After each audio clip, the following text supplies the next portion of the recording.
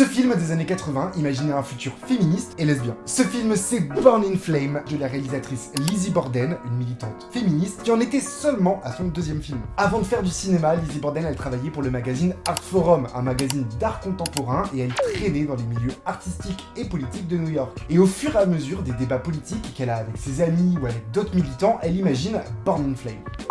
We're interrupting this program to bring you a special message from the Women's Army. Et c'est un film qu'elle va tourner avec très peu de moyens, en 16 mm, et qui va lui demander 4 ans de travail entre 1979 et 1983. Le résultat, c'est un faux documentaire qui ne cherche pas à raconter une histoire linéaire, mais à montrer une idée qui est en train de se construire, celle d'un soulèvement féministe, parfois désordonné, mais toujours déterminé. Et on appelle ce genre le mockumentaire. Ce sont des longs métrages qui imitent le style du documentaire, qui en prennent tous les codes, mais en fait, c'est de la fiction. Et malheureusement, à sa sortie, le film est complètement rejeté. On le trouve trop radical, trop désordonné, trop féministe, trop lesbien, trop tout. Et même les cercles progressistes, qui sont parfois proches de la réalisatrice, Lizzie Borden trouve le film trop illisible, trop militant. Et c'est finalement elle, Lizzie Borden, qui en parlera le mieux. On me disait que ce n'était pas du cinéma, que c'était un tract, que c'était un collage militant, mais pas du cinéma. Et après une très courte exploitation au cinéma, vraiment rikiki, Born in Flame ne sera pas diffusé à la télé et aujourd'hui encore, il est absent de la plupart des plateformes de streaming. Vraiment, Amazon, Netflix, je sais pas qui, foutez-moi Born in Flame dans un de vos catalogues. Est-ce que toi, tu as déjà vu Born in Flame? Si oui, n'hésite surtout pas à me le dire en commentaire. Et pour finir, où est-ce qu'on parle de tous ces films d'exploitation queer dont personne ne parle? Eh bien sur mon compte, Very Nasty Stories, je suis sur tous les réseaux, donc n'hésite pas à me chercher.